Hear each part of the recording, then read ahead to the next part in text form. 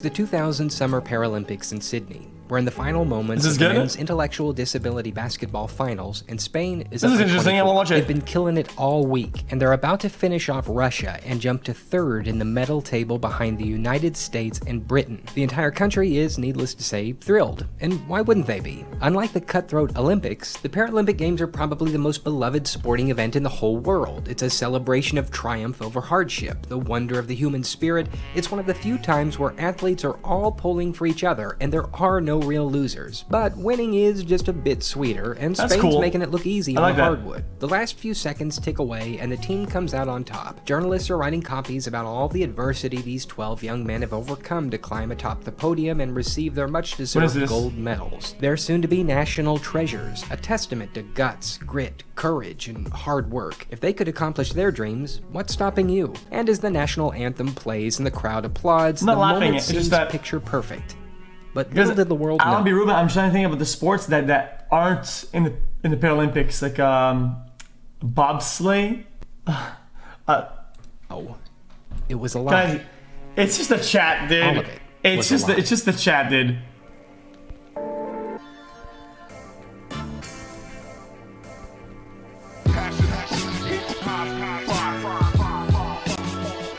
Well, like high jumping and whatnot, probably.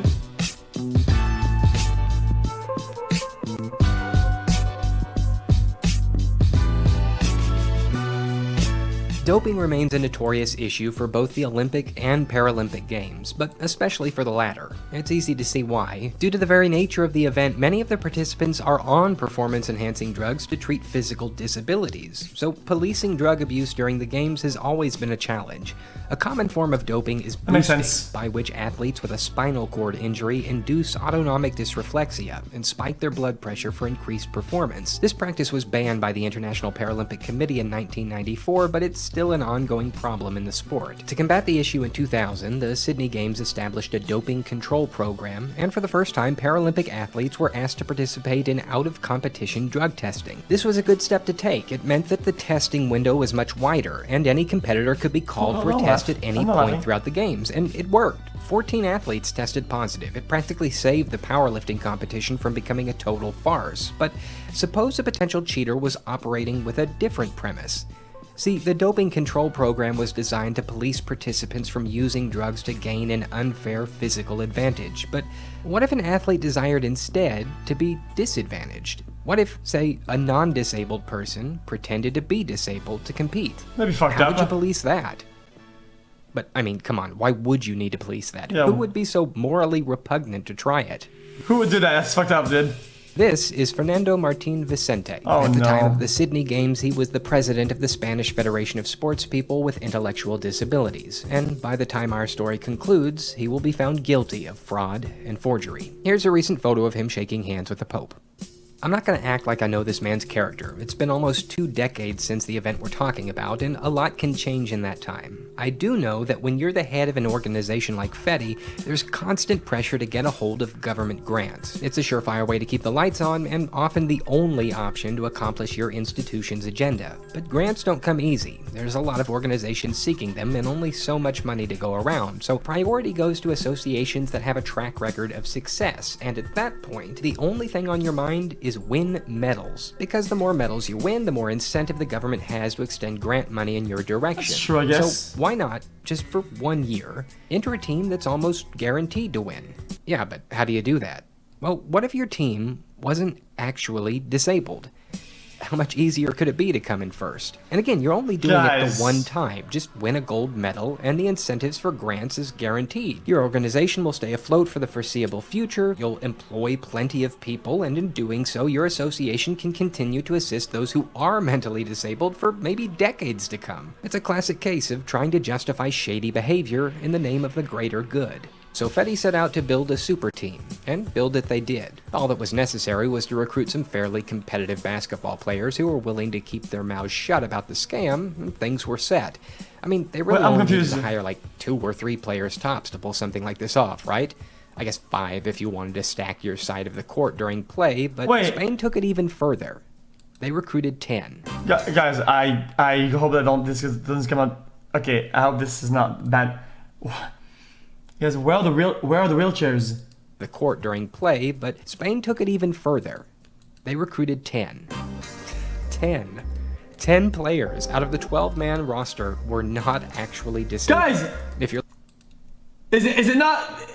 They showed at the beginning with the dudes. Oh, like me, the only thing on your mind Jesus. is how?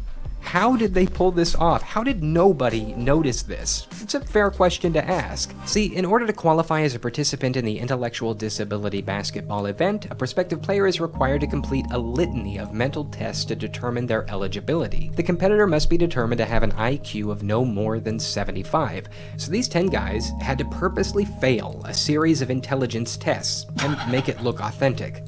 Naturally, I decided to test this myself. What if I was one of the 10? Could I fake my way through an IQ test into the category of mental disability? I mean, how hard could it be? But there was a challenge. I mean, I needed to score low enough to qualify for the event, but also high enough so as to not attract any suspicion from hypothetical outside auditors. I figured 55 was a good target to aim That sounds for. pretty easy. So a bit about the IQ test. It measures several factors of intelligence like logical reasoning, math skills, language abilities, spatial relations skills, knowledge retained, and the 150 rocks by Titi White. These things the whole time reaction. Dude, I tried not to, you know. Guys, thanks to the stones, man. I don't deserve a bunch of ability them. to solve novel problems. Though it's always had some controversy associated with it, it's still a fairly good way of judging a person's level of intelligence. IQ is also fluid. It changes with age, and in that respect, I was a little nervous. I mean, I hadn't taken a math test in almost a decade. But I'm trying to fail, right? So no worries. The challenge wasn't going to be so Guys, much the truth is, IQ tests are actually pretty dumb and they don't represent intelligence at all. I don't... under 75, but scoring over 55. It is incredibly hard to judge that kind of thing. You go into the test blind, and there's no real way of gauging your progress as you You take can't it. really So I think quantify the trick to intelligence. this is like going to be to answer in a way that's close to right, but not quite correct. Does that make sense? Two women start at the same point. They walk in opposite directions for 3 meters, then turn right and walk another 4 meters. How far apart are they? Then turn right. Then turn right. That's 6 meters apart. 6 meters apart. And then they both turn right. 4. Now 8, 6. That's a triangle. Now we need diagonal. If it's 8 and 6, A2, B2, C2. Then my hypotenuse, what is it? Another 4 meters. How far apart are they?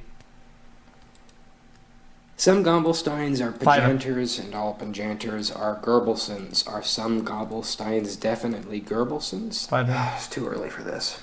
Okay.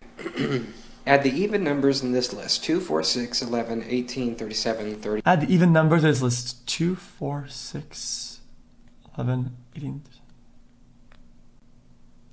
8. Is the sum an even number or an odd number? Well. I answered that one right on accident. After about 40 Or minutes even- of deliberation, your boy walked away with an IQ score of 25. Might have undershot that a bit. So sure, I guess technically I wouldn't have had any problems qualifying, but I don't know if such a score would have allayed suspicion either. Another point I should probably make note of here. In the research for this video, I read conflicting reports as to how extensive the testing was for each player on Spain's team. Some claimed to have never been tested at all. Some alleged that they purposely scored low on tests issued, and other reports I read stated that all medical forms were forged from an outside source and delivered to officials without any players being made aware at all. But whichever way you take it, the end result was the same. They all managed to slip in with no issues. But every crazy story needs crazy twists, and this one's got a doozy. If this whole thing was a Hollywood movie, the main character would undoubtedly be this guy, Carlos Ribagorda. C-Man was one of the 10 recruited players that was in on the scam, and during the games he helped propel Spain to victory, but a few weeks after the closing ceremony, he sent his medal back to Paralympic headquarters, as well as his team kit and the 150 pounds that each Spanish athlete was given for the Sydney trip. Was it a sudden change of heart? Had his conscience finally gotten the 150 for best this of him? Don't count on it. The truth? Carlos Ribagorda was an undercover investigative journalist, and he was blowing the whistle on the whole operation. So details are a little fuzzy about all of this, but here's what we do know. After 2 years of work to successfully infiltrate the ring, Seaman was called up 5 months before the Sydney Games and asked to participate. There were 5 months of training with not a single disabled person in sight. The 2 genuinely disabled players came from outside Madrid. In all that time, the only medical test he was ever subjected to? 6 push-ups, then a blood pressure check. 110/78. That's pretty good. I think I'm good. That's So perfect. they hit the floor in Sydney, and during their first match, the team played so well against their disabled opponents that they were up 30 points by halftime. At that point, their coach told them to slow down and let the other team shoot more, saying allegedly, Lads, move down a gear, or they'll figure out you're not disabled. so they moved down a gear. That's fucked And up, it dude. made no difference. When you've stacked the deck so deeply and so well, how could it? The entire week they cut down team after team after team, and suddenly we're back to the medal ceremony. As the anthem plays, as with That's every so event in the sad, Paralympics, dude. reporters begin to snap Guys, photos of the champion. Guys, they're smurfing against the disabled. And soon those photos are sent to newspapers all over Spain. They're the nation's Paralympic champions, after all. But funny thing about photos, they tend to get seen. When the team's picture appeared on the front page of a popular Madrid sports daily, it didn't take too long for players and coaches in that photo to get recognized. In an online article, the comments section began to be filled with people claiming to know this guy or that guy, how they weren't disabled at all, and the whole scheme began to slowly but surely unravel. Officials caught wind of the brewing storm and advised the players to wear sunglasses, hats, and grow beards so they wouldn't be recognized when the team arrived back home. After the plane touched down, Seaman got off the flight and blew the whistle by publishing one of the most bizarre exclusives of all time. And 2 weeks later, the team was officially disqualified and ordered to return the gold medals. The fallout was so bad that the IPC announced they would officially suspend all events that involved intellectual disabilities. All of them, due to serious difficulties in determining the eligibility of athletes. That suspension would not be lifted until 2009. In 2013, after a decade of investigation and court battles, Fernando Martín Vicente was found guilty of fraud and forgery, and he was fined 5,400 euros. A lot of folks would call it a slap on the wrist, but to be fair, he was also ordered to return the 150,000 euros that he received from sponsorships due to the team's victory. As for those 10 fake disabled Paralympians, when all was said and done, they walked away with no charges. Good one, dude. This is the point in the video where I'm supposed to come up with some kind of moral, to wax poetic about how crime doesn't pay and cheaters never prosper. But I can't, because that's not true. The world has plenty of athletes who will gladly bend and break the rules to get a bigger paycheck, and many of them prosper far beyond what the straight shooters ever will. It'll always be like that. So I guess the only thing we can really take away from this, the greatest Paralympic scandal of all time, is cheaters may prosper, but they won't be happy. In a later interview, Seaman said this about the team's attitude during the medal ceremony. The whole thing was a farce, really. We stood there and listened, but it was a false medal. It was a false national anthem. Nobody really wanted to talk about it afterwards.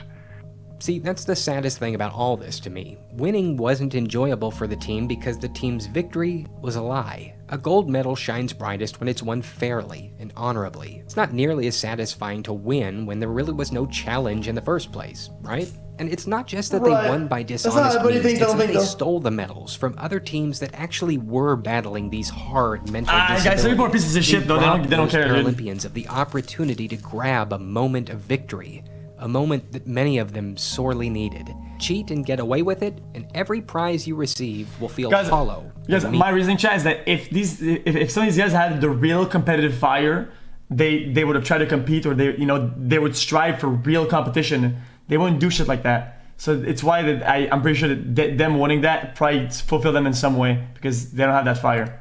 Meaningless. Oh, and cheat and get caught, and be prepared to have that stuff stick to you for the rest they're of bottom your of the life. barrel dwellers, Even dude. Carlos Ribagorda, the hero of the story, will have his name forever connected to the events at Sydney, and he was the good guy.